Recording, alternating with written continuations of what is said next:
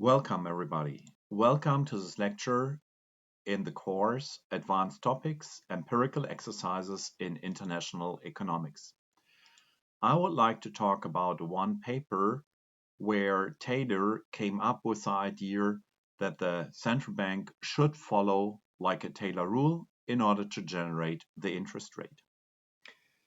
So Taylor discusses in his paper whether policymakers should make decisions in a discrete way or whether there are some advantages by relying on a pre-announced policy rule. Such a rule could be applied by the central bank to calculate an optimal interest rate independent of the current macroeconomic conditions. Taylor had the following idea that two macroeconomic variables should reflect these macroeconomic conditions. And this should be like the inflation rate and the output gap. So in his paper, Taylor suggested the following specification for the Taylor rule, which is given by equation 1. On the next slide, I'm in detail discussing what kind of variables are included in the Taylor rule. The variable R symbolizes the Taylor interest rate. This is located on the left-hand side of the equation. On the right-hand side, P reflects the inflation rate, and the variable Y represents the output gap. Furthermore, Taylor assumed that the real interest rate is equal to 2%, reflected by the last term in the equation. Furthermore, like the inflation target was set equal to 2%, reflected by the term in brackets. So here in brackets, this 2 indicates the inflation target of the Federal Reserve. Sometimes the term in brackets P minus 2, like the inflation rate minus the inflation target, is called the inflation gap. We should keep in mind that Taylor is talking about the Federal Reserve Bank. The Federal Reserve Bank has a dual target. So it's not only the case that the Federal Reserve should aim for price stability, but also a high level of employment. That's one big difference between the Federal Reserve and the ECB, that the Federal Reserve has a dual target, so price stability and also a high level of employment. So I talked about this Taylor rule and like the different elements already. And now it is important to talk about the output gap a little bit. So how does Taylor measure the output gap? So when we look at the paper, we find the following formula that like the output gap is equal to the realized level of GDP minus like the trend level of GDP. I'll come back to this variable later on, where I will discuss in detail how Taylor came up with this output gap. Before we come back to this question, how the output gap is measured, I would like to emphasize that there is a difference between the Taylor rate and the Taylor rule. So students sometimes make this kind of mistake, that they use like the Taylor rate and the Taylor rule as synonyms. This is not the case. So the Taylor rule is an equation, while the Taylor rate is the interest rate on the left-hand side of this equation, which results from applying the Taylor rule. So what kind of interest rate should the Federal Reserve set in case that the economy is at the equilibrium? This is a question I want to discuss on the next slide. In order to answer this question, we have to modify this equation a little bit. I would like to get rid of this fraction of this term in brackets here. So I'm multiplying through 0.5 times the inflation rate, and I'm combining these 0.5 times the inflation rate with this inflation rate in the beginning of the equation. So we get 1.5 times the inflation rate.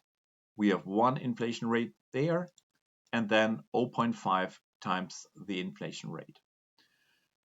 In the next step, we can combine the 0.5 times minus 2, which is a minus 1, and this one here.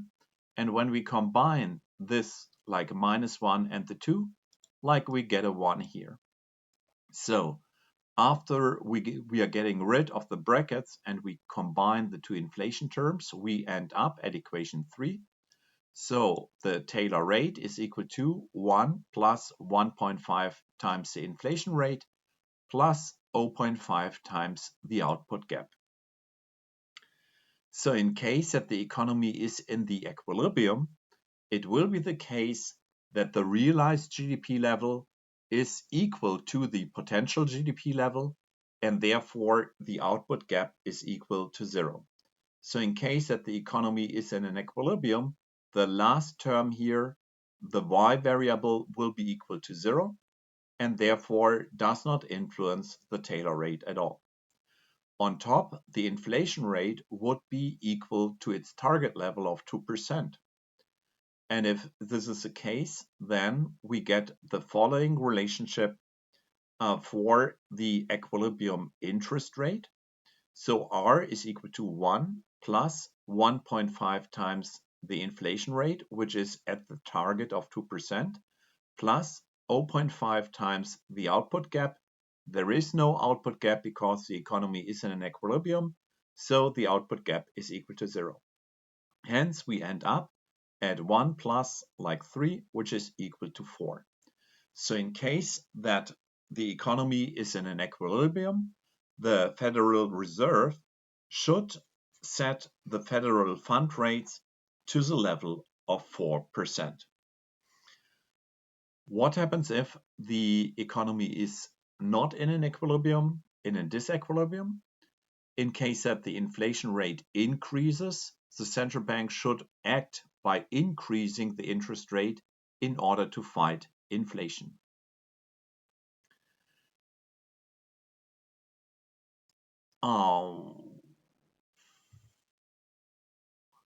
Furthermore, the same holds for the case when the GDP level is above the potential GDP level, so that the output gap is positive. So when the output gap is positive, or when the output gap like increases, then it should be the case that also the central bank like increases the interest rate.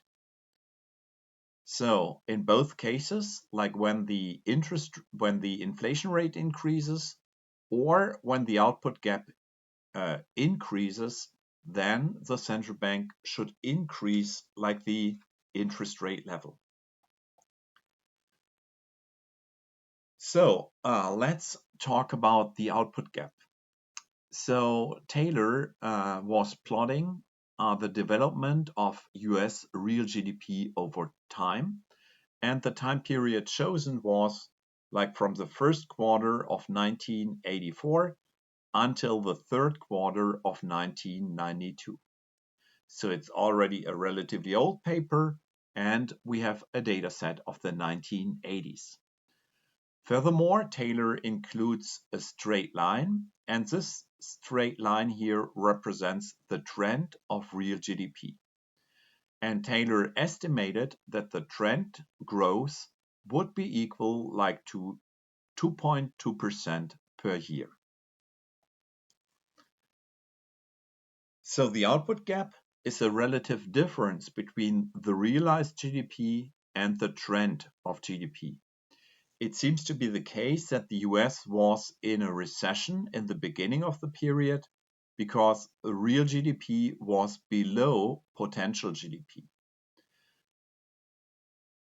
So therefore, in the beginning, the output gap was negative, and the interest rates set by the Federal Reserve should be relatively low.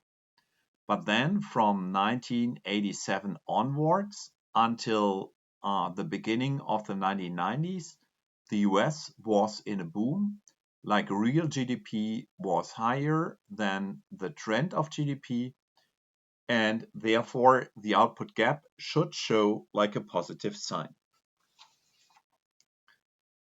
The inflation rate. Taylor is measuring the inflation rate by using the GDP deflator. The inflation rate was relatively low in the first part of the observation period when the US was still in a recession. And afterwards, like the inflation rate picks up and the US entered like a boom phase. So here